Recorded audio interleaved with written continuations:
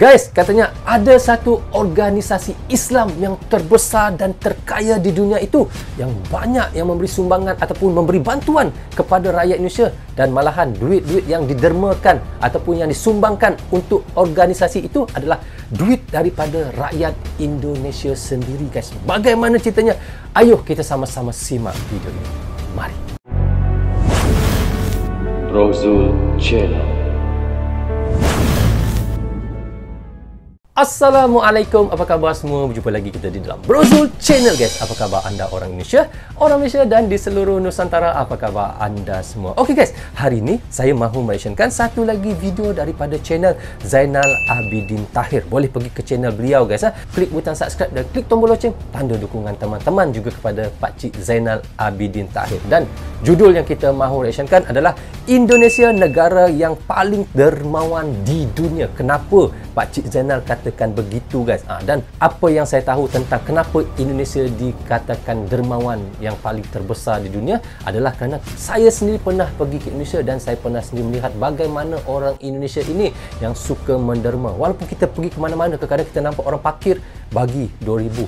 Kalau ada orang yang jaga parking motor, bagi 2,000, 5,000, 2,000. Dan saya sentiasa melihat setiap perjalanan itu, guys, saya lihat ada yang membawa kami itu, yang menyetir mobil itu, tidak kiralah siapa, saya enggak mau sebut namanya siapa ya. Tetapi saya berjalan di mana-mana di Pulau Jawa ataupun Pulau Sumatera, kita akan sentiasa nampak orang yang jaga parkir, orang yang jaga di persimpangan jalan untuk laluan-laluan mobil, motor, pasti akan bagi 2,000, 5,000, 2,000, 5,000. Dan saya pernah bertanya kepada yang menyetir mobil itu dan yang membawa mobil itu, kenapa sentiasa kasih wang? Apa yang dikatakannya? Ada sedikit rezeki, kita kongsikanlah bersama. Wow, sampai begitu sekali, guys.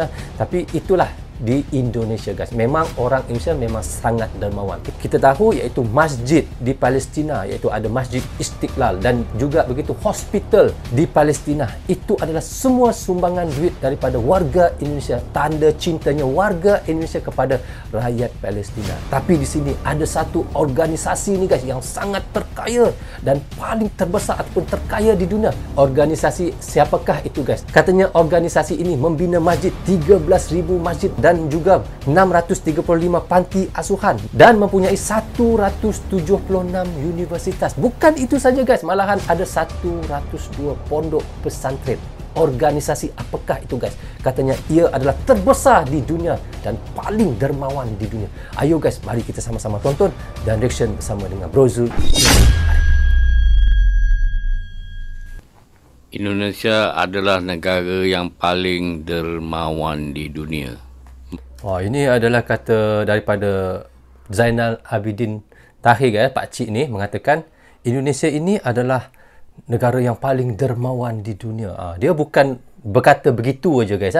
Ini adalah daripada info-info yang dia dapat, yang dia baca. Barulah pakcik ini membuatkan jadi satu konten, ya. Okey, kita lanjut, guys. Mengikut Gallup poll dari USA dan CAF dari United Kingdom. Assalamualaikum warahmatullahi wabarakatuh. Waalaikumsalam, pakcik. Apa khabar? Kabar baik. Semuanya? Kabar baik, pakcik. Harapnya semua dalam keadaan sihat walafiat. Alhamdulillah. Alhamdulillah. Indonesia Alhamdulillah. Sebagai negara diakui sebagai negara yang paling dermawan di dunia. Ini sebentar ya, guys. Pakcik ini, dia walaupun dia orang Malaysia, tetapi dia sentiasa mengikut perkembangan ekonomi di Indonesia, guys.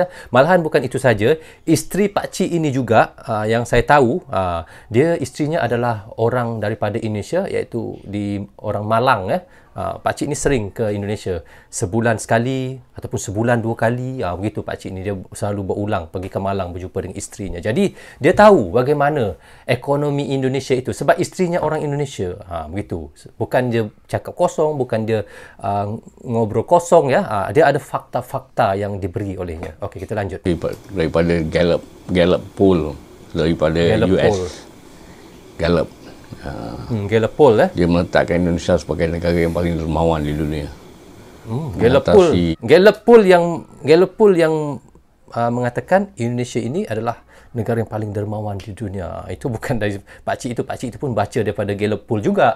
Okey, kita lanjut, guys. Di US mengatasi Australia, mengatasi New Zealand, Singapura, dalam banyak Gallup, dalam banyak poll Lagi satu pun CAF, Charitable Foundation. Dia meletak ni, Charitable Foundation ni daripada UK. Dia meletakkan Indonesia sebagai negara yang paling dermawan di dunia. Okey, sebagai contoh lah, kalau kita pergi ke Pulau Jawa, sebab saya banyak kali pergi Pulau Jawa, Pulau Sumatera ada saya pergi, tapi selalunya saya lalu saja. Singgah di Medan, singgah di Pekanbaru, singgah di Dumai, singgah di Siak kan. Saya tak bermalam lah. Ada pun saya bermalam di Pekanbaru, di Perawang pernah bermalam lah. Jadi masjid-masjid di Pulau Jawa ni kebanyakan ni cantik-cantik, dan masjid tu bukan dibiayai oleh pemerintah. Masjid bukan dibiayai oleh perintah, dibiayai oleh rakyatnya sendiri.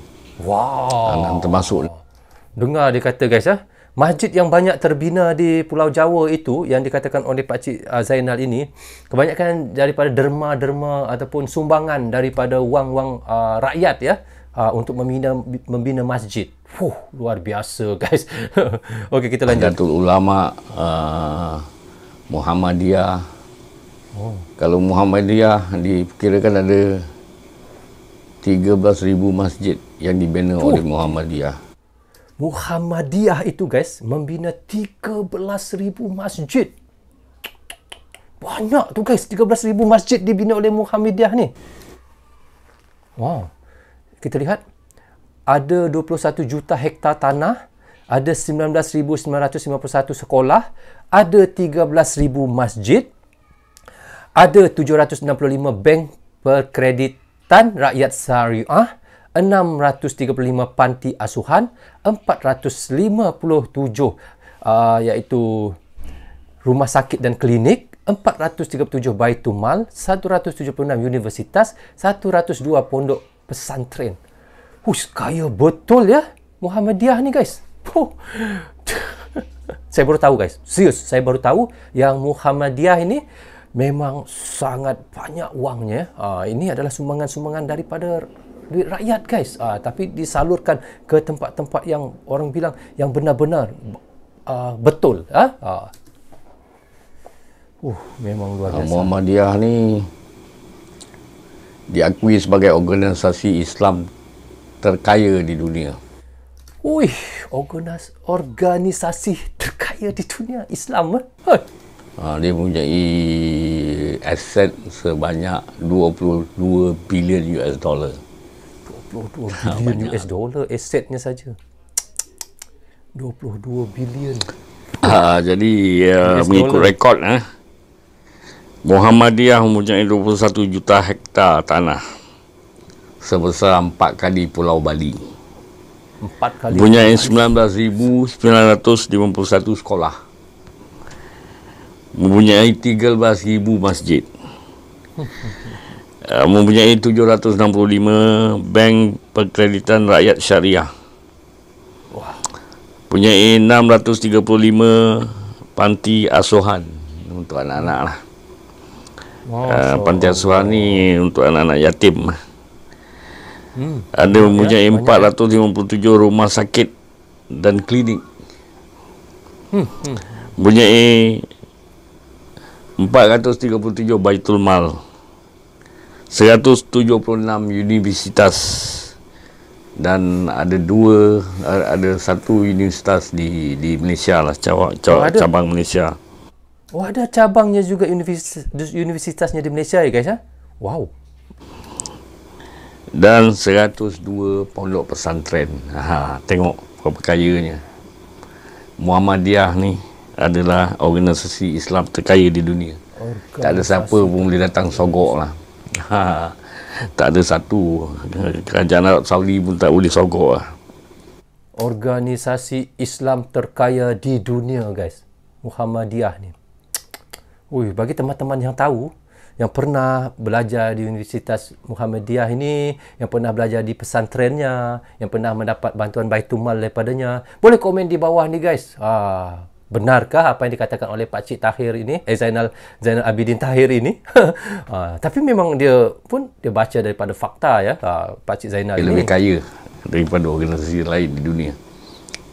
Itu belum lagi Nahdlatul Ulama. Nahdlatul Ulama pun punya aset yang geleng kepala, hampir-hampir sama dengan Muhammadiyah. Tinggal data-data tu tak berapa nak dapat lah, tapi dia punya ribuan sekolah yang dikenalikan oleh Nahdlatul Ulama dan juga ribuan masjid. Jadi cuba bayangkan dari mana datang duit tu? Daripada rakyat. Daripada mana? Daripada demi ahli-ahli. Wow, bayangkan guys ya. Duit yang datang itu yang disalurkan, yang didermakan oleh rakyat Indonesia daripada ahli-ahli Muhammadiyah sendiri ya. Bukan daripada pemerintah ya, untuk dia membina semua itu ya.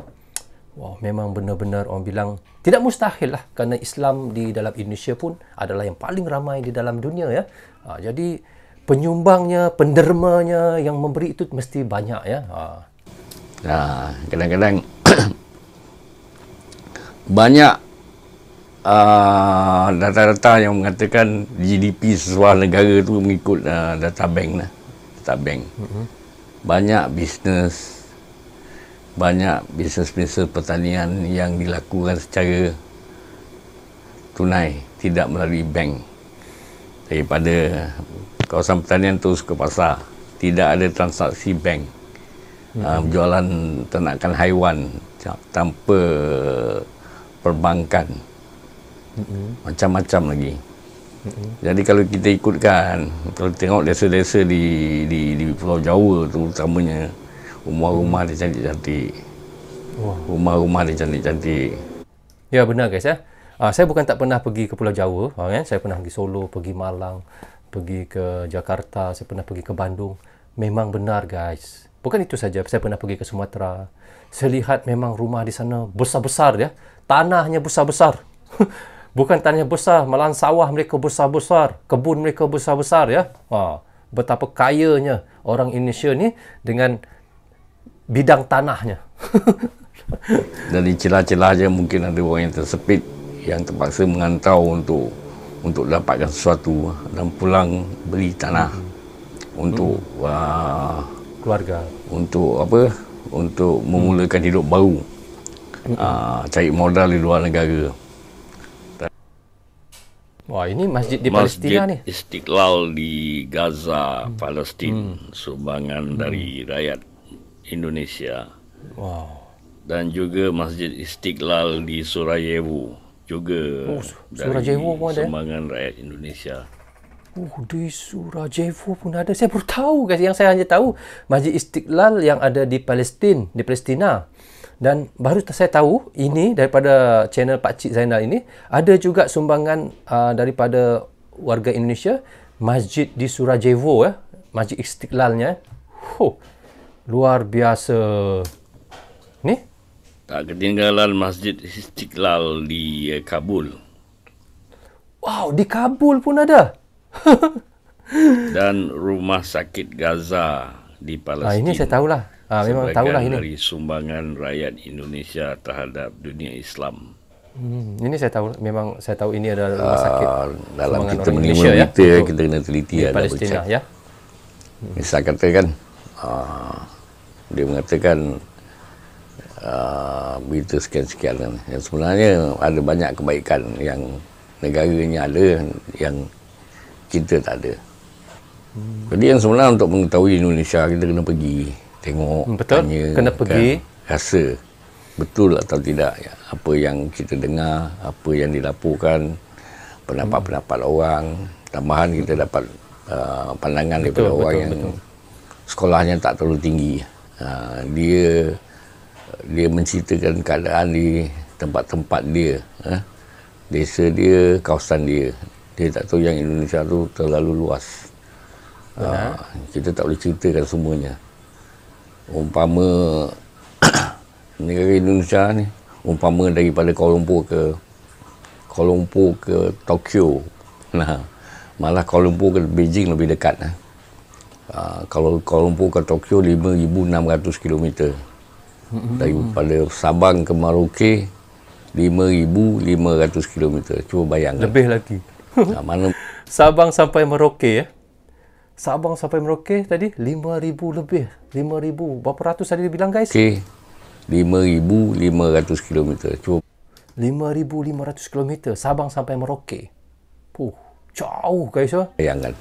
Berapa negara? Mana boleh kita cerita satu negara yang cukup luas daripada Alaska ke New York. Itu bukan satu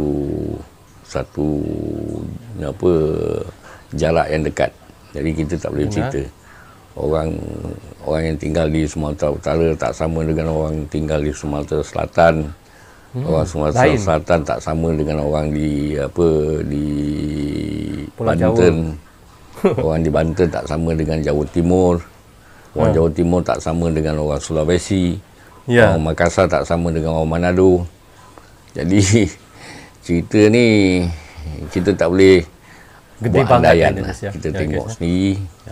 Seandainya katakan orang sana susah cek makan kan, 280 juta tau rakyat Indonesia yang keluar merantau tak sampai 10 juta. Mana ada 270 juta lagi masih di Indonesia. Betul. Yang kita nampak kadang merantau tu hanya tidak terlalu ramai ya, kata Pak Cik tadi. Sekurang-kurangnya kalau 280 juta penduduk, hanya 10 juta, bermaknanya kurang di situ daripada 10% yang merantau. Ui.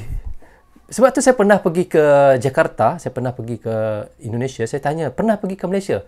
Mereka pun ada siap bilang dengan saya enggak pernah lagi pergi ke Malaysia. Sedangkan saya selalu jumpa orang Indonesia di Malaysia. Tetapi apabila saya bertanya dengan orang di Indonesia pernah pergi ke Malaysia, mereka cakap dalam 10 tu saya bertanya, mungkin 2 saja yang pernah, yang 8 tu tidak pernah pergi ke Malaysia. Itulah umpamanya tu tadi, maknanya yang merantau tu hanya sedikit, tidak sampai 10% pun yang merantau keluar negara. Malahan mereka banyak di dalam Indonesia saja untuk mencari rezeki. Itu yang kita nampak ya. Kalau kita diberitakan yang dia orang sana susah lah, cuba bayangkanlah, mau berontak negara tu, dia takkan dapat bersatu sebab banyak orang susah. Bila orang banyak susah, dia orang akan memberontak lah.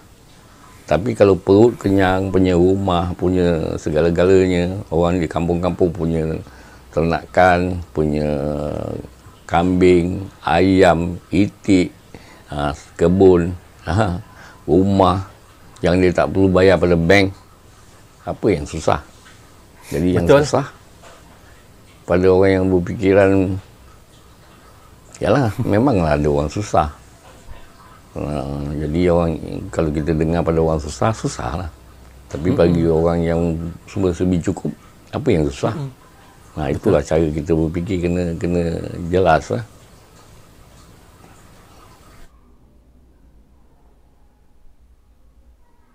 Ini tempat-tempat yang Pak Cik tu pernah pergi ya. Ini petikan daripada video Kantong Bolong.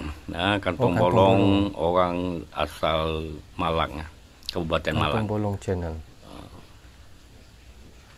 Dia ini punya channel. Dapat kita sama-sama sokong Kantong Bolong dengan mensubscribe channel beliau. Inilah pemandangan lazim di desa-desa di Pulau Jawa. Saya bawa gambaran khusus di Pulau Jawa. Kalau ada masa rumah gede-gede guys ya. Jarak jauh-jauh. Tanah besar-besar.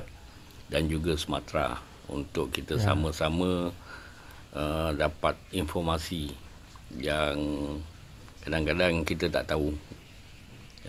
Kita mengharapkan berita-berita yang tidak besar tepat, guys, daripada sumber-sumber yang tidak betul.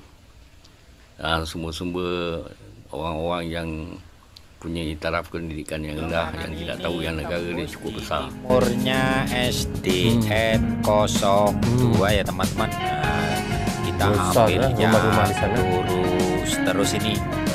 Di depan ini rupanya ini ada orang yang lagi beraktivitas. Besar rumah-rumah sana. Mengunggahkan tebu ke dalam truk teman-teman. Semangat bro, semangat.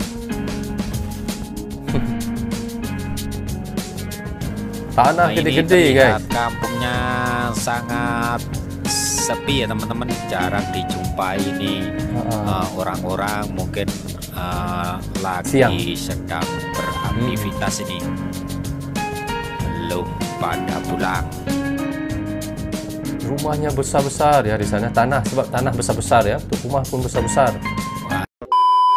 Oke guys, syukur Alhamdulillah kita sudah pun mereaction daripada channel Pakcik Zainal Abidin Tahir. Bagaimana yang dikatakan oleh Pakcik Zainal itu tadi, iaitu sebuah organisasi Islam yang terkaya di dunia guys, iaitu Muhammadiyah, yang mempunyai 21 juta hektar tanah bersamaan dengan 4 Pulau Bali besar tanahnya yang ada guys. Lepas itu ada 19,951 sekolah, ada 13,000 masjid yang dibinanya dan musola yang dibinanya oleh iaitu organisasi Muhammadiyah ini. Wow, bayangkan guys betapa kayanya organisasi Islam ini yang diwujudkan di dalam Indonesia, yang katanya bukan daripada duit pemerintah semua itu mereka bina guys. Mereka itu membina semua apa yang ada, fasilitas yang ada itu, ataupun daripada segi rumah sakit, klinik, Baitumal, universitas, pondok pesantren, semuanya adalah daripada sumbangan duit rakyat sendiri. Kerana itulah Muhammadiyah ini boleh dikatakan organisasi yang terbesar dan terkaya di dunia. Bayangkan guys, bagaimana dermawannya orang Indonesia ini.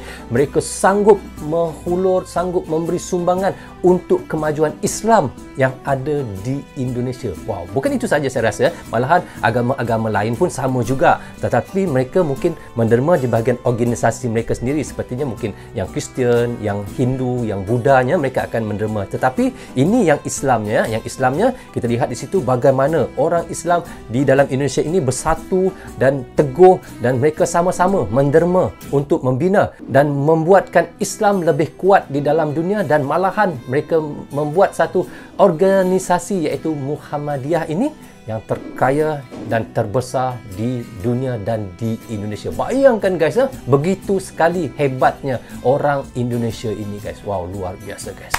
Kalau kita nak cerita bagaimana dermawannya orang Indonesia guys, sampai esok pun tidak habis. Kerana saya pernah pergi ke Indonesia, bagaimana orang Indonesia melayan kami, bagaimana orang Indonesia memberi kami tempat tinggal yang selesa, tempat tidur yang selesa, tempat tidur yang nyaman untuk kami. Bukannya bayar guys, itu semuanya percuma ataupun gratis. Di situ kita tahu bagaimana orang Indonesia bila melayan tetamu datang, bagaimana warga Indonesia ini mereka sangat menghormati tetamu yang datang guys. Wow, luar biasa. InsyaAllah kalau diberikan umur yang panjang, dilimpahkan rezeki lagi, saya akan datang ke Indonesia. Mungkin saya akan pergi ke Jakarta semula ya. Dan kerana apa saya pergi ke Jakarta guys? Kerana Jakarta saya belum habis lagi mutar.